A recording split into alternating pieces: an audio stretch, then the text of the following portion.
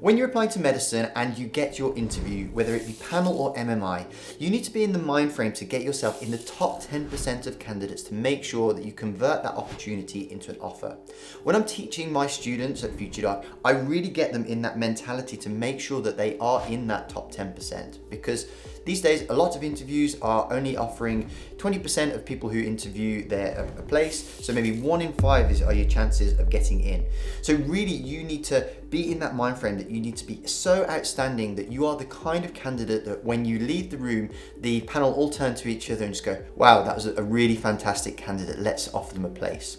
So in this video, I'm going to talk about the 5 principles to doing well at interview and how you convert them to perform well online so that you can get yourself in that top 10% of candidates and make sure that you do the very same thing of taking control of that interview and converting it into an offer. And at the very end, I'm going to show you how you can practice to make sure you are in that top 10%, so stick around. The first principle is the importance of how you create a really good impression. When you do in-person interviews, that involves walking into the room with a smile, shaking hands, making good eye contact to just set the interview panel or the MMI interviewer at ease and let them know that you're a good candidate. The way that you convert that impression to online is really make sure that you don't fall into the trap of being too casual, because you're going to be at home, you're going to be very relaxed in your home setting, and the temptation is to not wear a suit for guys or not dress really smartly for women because they think that there's no need because you're at home. You really need to make sure you show yourself that it's important by showing you and the interviewer that it's game day and this is serious. The same goes for the environment that you show with your interview.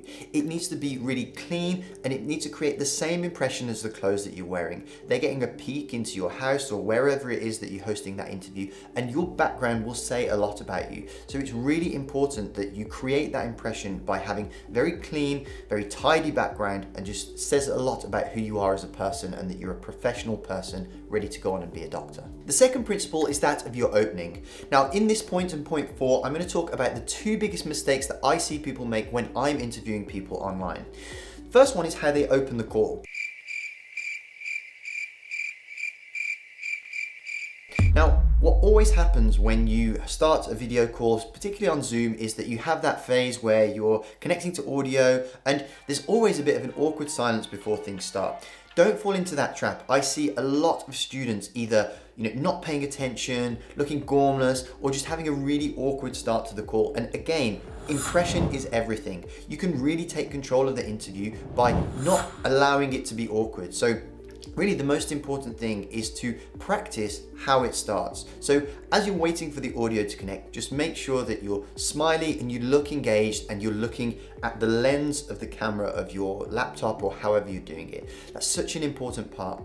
Then as soon as the sound connects, don't wait awkwardly in silence for them to kick things off. Take the initiative, and even if it's something like a warm hello, or it's a, oh hi there, can you hear me? Or even just go straight in with an introduction and just say, oh hi, my name's Ash, nice to meet you all. That is such a big difference and changes the tone straight away of what is normally quite an awkward call when you start. Even the good candidates can sometimes fall into the trap of making that call awkward. So stand out and really make that first good impression, because for better or for worse, the way that you start the interview will dictate how easier of a ride that you get. So you can start off on the good foot by really opening strongly. Because that brings me on to the third principle, which is that of body language and eye contact. Now, for in-person interviews, it's such an important thing to have positive body language and good eye contact with either the interviewer or all members of the panel to make sure that you just show that you're really engaged and a very, really good articulate person that's just going to show that they've got the traits and the qualities that will make a good doctor.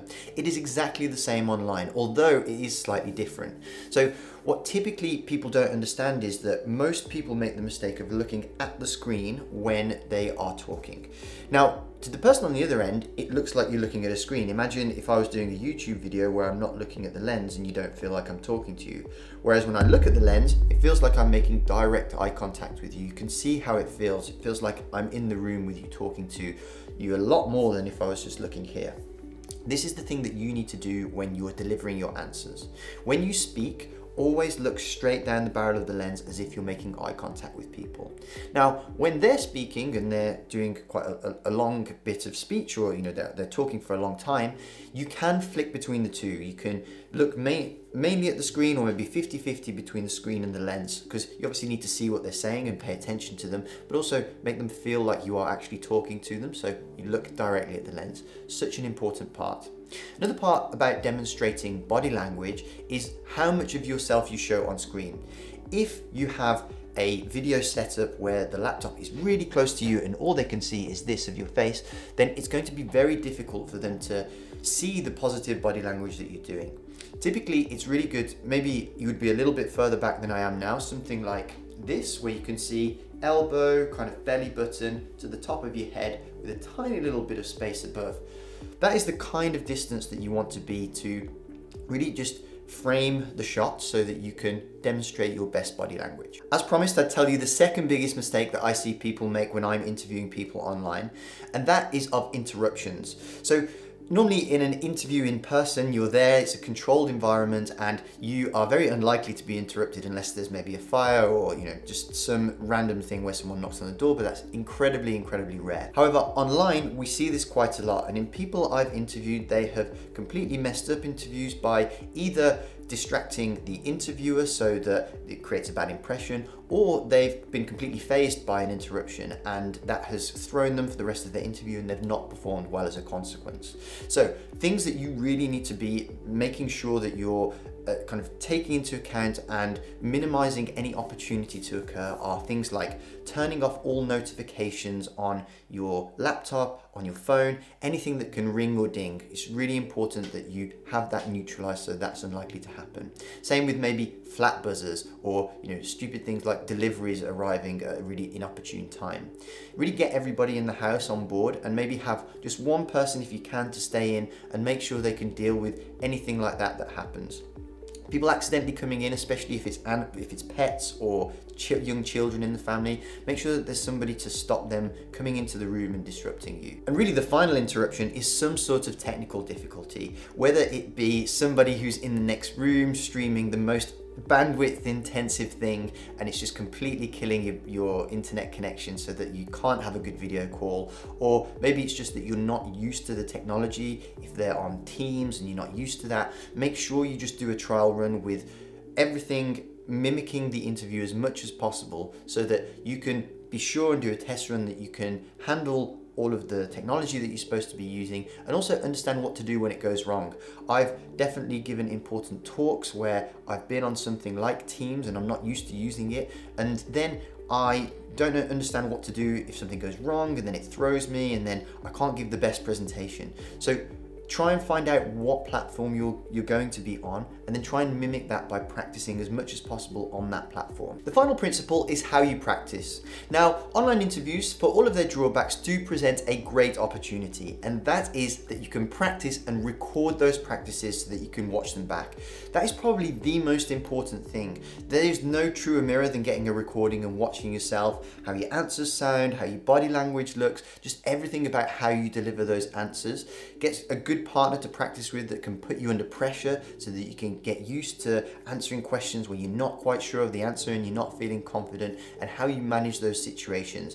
The more you put yourself under pressure, the better you will perform on the day. There's that old saying goes, the more that you sweat in peacetime, the less you bleed in wartime. An interview will be wartime, so you want to get as much of practice in as possible so that you're really confident when it comes to it. I would say it's really important to practice with someone who knows what they're talking about so that they can give you the right sort of advice to get you in that top 10% and then almost guarantee that you convert that interview into an offer.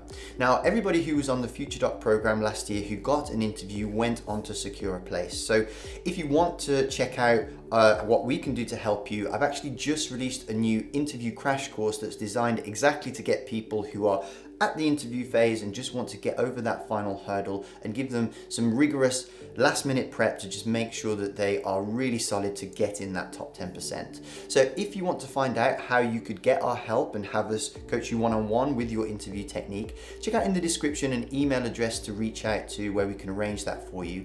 Or if you would just like a really reliable resource that's going to give you all of the information, all of the topics, all of the common questions and model answers for how to do that, check out this video here where it will give you everything in one neat resource and really get you interview ready to go ahead and smash it. So thank you for watching this video. If you want to have a look at some other ones, I've got a whole playlist here. But otherwise, best of luck with your interview and I look forward to hearing how you did. Let me know in the comments. Take care. Bye.